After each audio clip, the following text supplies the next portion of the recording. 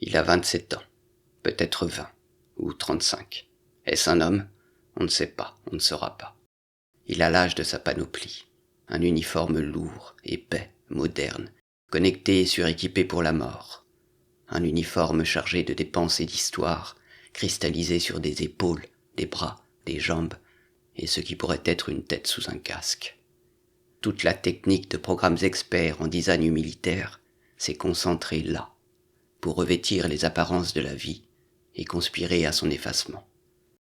Toute l'énergie spirituelle du monde, ramassée en un vêtement, convertie en signaux mécaniques, après avoir circulé par les lignes codées d'une logistique complexe, innocente et coupable. Un réduit de civilisation. Mais d'abord, on ne devine qu'un dos sur pattes, un dos sécurisé et sans âme. D'ailleurs, ce n'est pas un dos, et il n'est pas sur pattes. Ce soldat sans âme n'a pas non plus de corps. Ce n'est pas un démon, c'est l'image d'une fonction. Un simple chaînon, le dernier. Une panoplie qui improvise des mouvements et s'exécute. La panoplie du soldat d'occupation. Au matin du 3 décembre, la panoplie a pris part au raid de l'armée israélienne dans le village de Missilia, au sud de Jénine. Bouclage des voies de circulation, couvre-feu strict. Cela, c'est l'ordre des choses de l'occupation. Discipliner les vivants, les empêcher de vivre.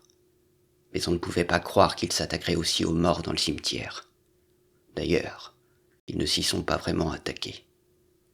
L'image montre, interdite, se faufilant entre les branches, ce geste flou qu'on ne peut pas croire. Elle donne à voir une panoplie sans terreur, prise dans l'improvisation d'un protocole. Sans honte, on le savait. Sans terreur, en passant comme par distraction. C'est le plus terrifiant. Le degré zéro de la barbarie, techniquement intégré, sans pli. Peut-être l'image la plus nette du sionisme réalisé. Celle qui informe les gestes plus discrètement, par-dessous les monceaux de pourriture qui contaminent la vision. Netanyahou, Smotrich, ou le brigandage exalté des colons.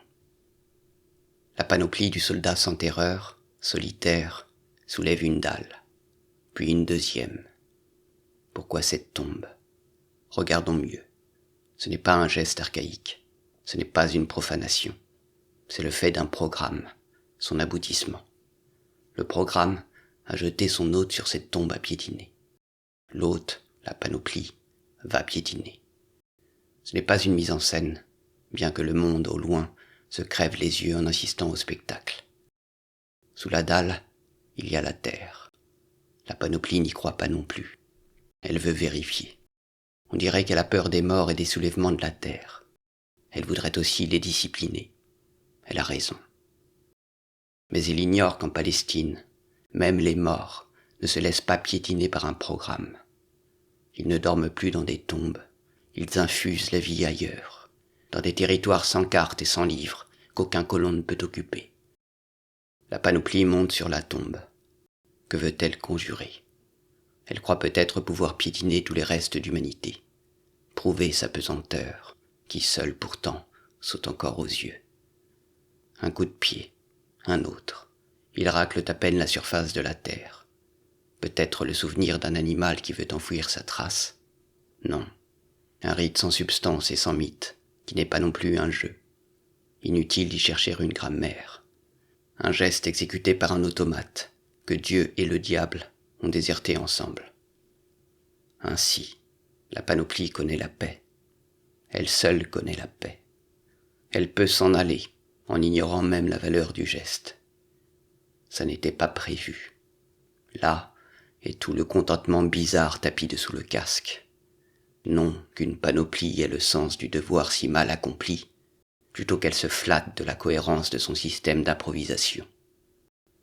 La pointe avancée de notre enfer de monde, une panoplie capable de se bénir elle-même, sans s'ennuyer, comme un fonctionnaire de la mort zélé, et content d'être lui.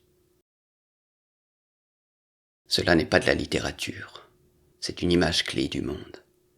Ce monde est un calvaire duquel on ne sort pas. Et pourtant, c'est le passage. Pour s'y enfoncer, la charité révolutionnaire n'est pas une clé, mais la profanation, peut-être. profaner le droit colonial de l'État d'Israël, consacré par ce monde. Cela pourrait-il être un paradigme pour les vivants et les morts qui refusent d'être piétinés par des panoplies, le geste le plus important de ceux qui ne veulent pas sceller leur défaite.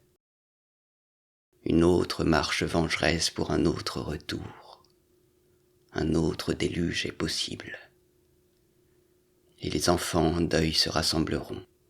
Ils lèveront les yeux et contempleront cette autre image, merveilleuse, tant de fois rêvée et tant de fois rejouée, qui volera enfin, libre, dans le ciel de la longue procession des ULM et des cerfs-volants mêlés.